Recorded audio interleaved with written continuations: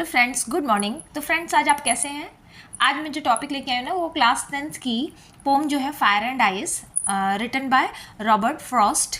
इनकी पोएम को पूरी समरी करूँगी, आपको लाइन वाइज भी बताऊँगी और उसका एक शॉर्ट समरी भी निकाल के बताऊँगी। देखिए, यहाँ पर जो मैंने पूरी पोएम ली है, ये एक समरी के वे में ली है, छोटा रूप पोएम का ले आई हूँ। ठीक है, आप चाहो तो इसको लिख सकते हो, चाहो तो आप स्क्रीनशॉट ले सकते हो, जैसे आपकी मर्जी, अगर आपको पोएम ठीक लग रही है। ठीक है, बहुत इजी वर्ड में ये पूरी पोएम डिफाइन है। तो सबसे पहले हम समरी देख लेते हैं, फिर मैं आपको लाइन वाइज इसका मीनिंग बताऊंगी। सबसे पहले इन्होंने बताया कि जो रॉबर्ट फ्रॉस्ट थे, उनकी poem fire and ice talk about the possible end of the world, कि दुनिया किस तरीके से ख़त्म हो सकती है, ये पॉसिबिलिटी बताई है। द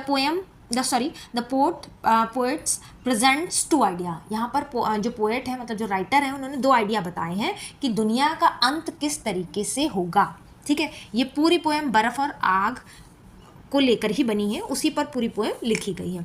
ठीक है, अब यहाँ पर बता रहे हैं कि some people believe the world will end in the fire. कुछ लोग क्या सोचते हैं कि जो दुनिया का अंत है वो आग से होगा, फायर, आग। ठीक है, और फायर जो है वो सिंबलाइज किसको कर रही है? डिज़ायर को। डिज़ायर यानी किसी तरीके की इच्छा।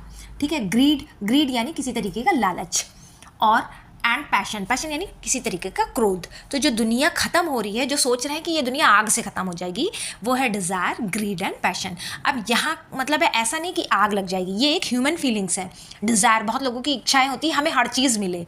बहुत लोग क्या होता है, वो पूरे लालच से भरे होते हैं, और कुछ के अंदर क्रोध यानी पैशन इतना ज़्यादा होता है कि वो अपनी फीलिंग्स को कंट्रोल नहीं कर पाते हैं।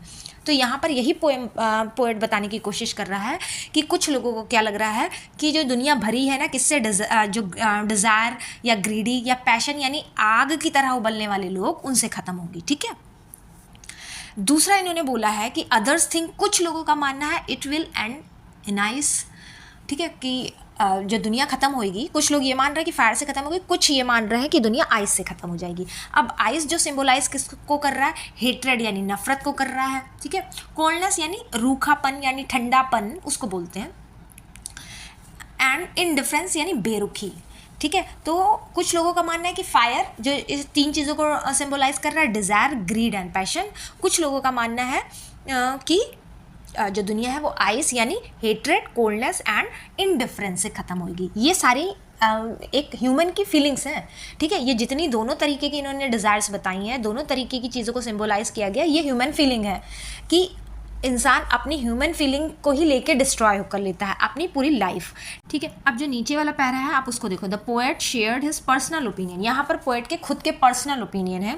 ही सेज, वो कहते हैं कि he has felt the power of desire and agrees that fire can destroy the world. अब उनका ये मानना है कि जितनी पावर आग में है इस दुनिया को डिस्ट्रॉय करने की, but he also know how dangerous hatred, उतनी ही पावर हेट्रेड में भी है, मतलब उतनी ही नफ़रत में भी वो पावर है कि वो दुनिया को नष्ट कर सकती है। Hatred can be so if the word hatred to in a second time ice would also be enough. ठीक है, अब दुनिया उतनी ही शक्तिशाली है जितनी की फायर है। आग मतलब दुनिया को ख़त्म करने के लिए हमारी जो इमोशन, हमारी जो फीलिंग्स हैं, उतनी ही पावरफुल है जितनी की आग यानी क्रोध, लालच और जो इच्छा है, उससे हमारी दुनिया ख़त्म हो सकती है, उतनी ही हमारी नफ़रत, ठंडापन या बेरुखी से भी ख़त्म हो सकती है। तो उनको क्या लग रहा है कि आइस भी इनफ है दुनिया को ख़त्म करने के लिए। ऐसा नहीं है कि आइस जो सिंबलाइज़ किया गया तीन चीज़ों को, उनसे दुनिया ख़त्म नहीं हो सकती है। ये पूरी पोएम की एक समरी है। ठीक है, यहाँ पर दो चीज़ें, आइस एंड फायर को बताया गया है कि पूरी दुनिया इसी से ख़त्म हो जाएगी, और यहाँ पर आइस को कुछ और चीज़ों से और फायर को कुछ और चीज़ों से सिंबलाइज़ किया गया है कि मतलब ये ह्यूमन की फीलिंग्स हैं कि कुछ लोग लालच में मरे जा रहे हैं, कुछ लोग की इच्छाएं ही नहीं ख़त्म हो रही हैं, या कुछ को इतना क्रोध या गुस्सा आ रहा है कि वो अपनी फीलिंग्स पे कंट्रोल नहीं कर पा रहे हैं, कुछ जो है वो इतना नफ़रत भरे हुए हैं एक दूसरे को लेके, कुछ के अंदर बिल्कुल ठंडापन है कि मतलब किसी तरीके की उनके अंदर डिज़ायर ही नहीं है,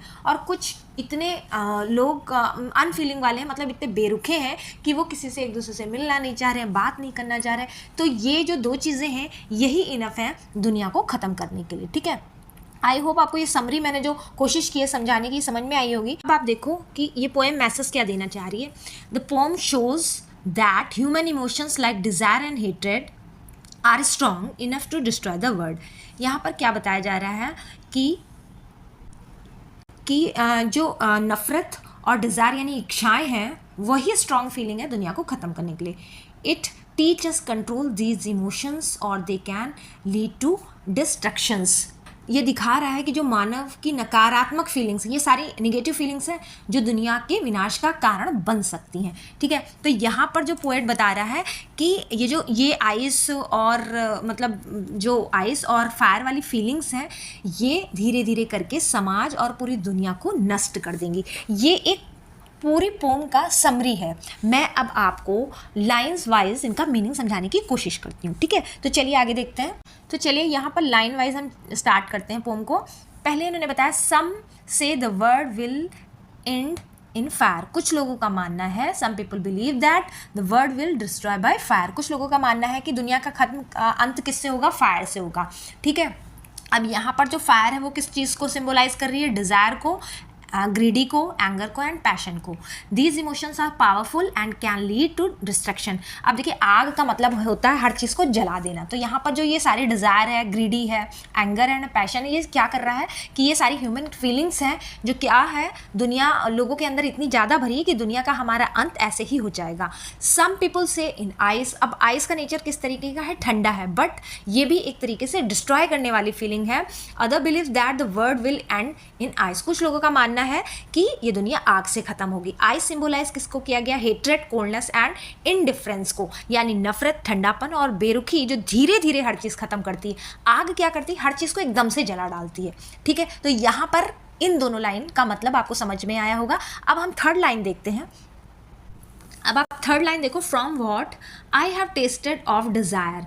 ठीक है, मैंने जो इच्छा का स्वाद चखा है, मतलब कवि ने डिज़ायर का अनुभव किया है कि उसकी उसकी ताकत को जाना। The poet has experience desire, strong emotions और longing and he know how powerful it can be. Desire यानी किसके अंदर आ रही थी, आग के अंदर आ रही थी। ठीक है, चौथी लाइन अगर हम देखें, I hold with those who favour fire. ठीक है, अब यहाँ पर है based on experience the poet agrees with those who say fire could destroy the world. ठीक है, तो यहाँ पर कुछ लोग अपना एक्सपीरियंस डिस्ट्रॉय द वर्ल्ड, कुछ लोगों का आप क्या मानना है कि पोएट ये बोल रहा है कि आई hold with those who favour fire, मैं उनके साथ भी हूँ जो आग को पसंद कर रहे हैं। मतलब कवि का मानना है कि इच्छा और लालच दुनिया को नष्ट कर सकते हैं। ठीक है, पांचवी लाइन है, but if it had to perish twice, if the word were to destroy 2 times, not just once। अब पांचवी लाइन क्या बोल रही है, लेकिन अगर दुनिया को 2 बार ख़त्म होना हो, ये कल्पना कर रहे हैं कि एक बार नहीं हो सकता, दुनिया 2 बार ख़त्म हो। I think I know enough to hate.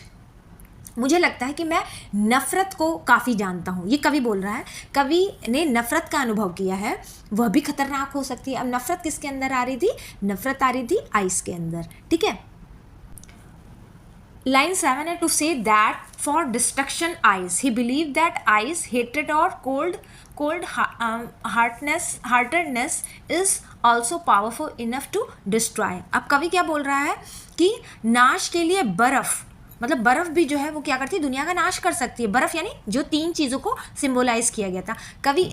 कवि जो राइटर हैं वो कह रहे हैं कि बर्फ़ भी दुनिया को ख़त्म करने के लिए काफ़ी है, नष्ट करने के लिए काफ़ी है। बर्फ़ यानी नफ़रत। ठीक है, 8th लाइन बोली, इज़ ऑल्सो ग्रेट, बहुत बड़ी चीज़ है। क्या चीज़, नफ़रत। ठीक है, आइस यानी बहुत बड़ी चीज़ है। Ice like fire is strong and can lead to destruction. जैसे कि फायर स्ट्रॉन्ग है, ऐसे आइस भी है। आइस का नेचर बिल्कुल ठंडा है, बट ये भी हमारे दुनिया को ख़त्म करने के लिए एक शक्तिशाली है। कितनी, जितनी की फायर है। लास्ट लाइन है, and would suffice, it means ice is enough even if fire does not end the world, ice can do it too।